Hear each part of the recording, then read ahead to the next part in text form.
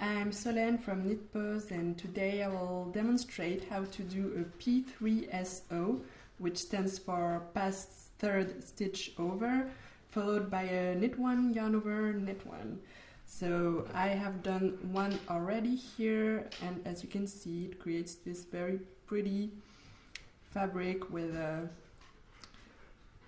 P3so here and a little yarn over in the middle.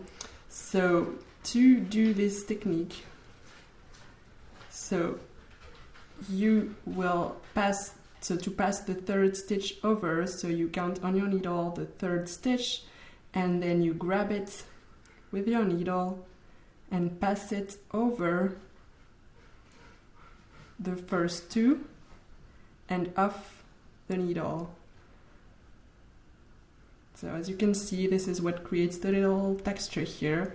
So now you have decreased one stitch, and to recreate it we will do a knit one, yarn over, knit one. So simply knit the next stitch, do a yarn over by bringing your yarn to the front and over the needle, and then another knit stitch. And here you go. Knit one, pass third stitch over, knit one, yarn over, knit one.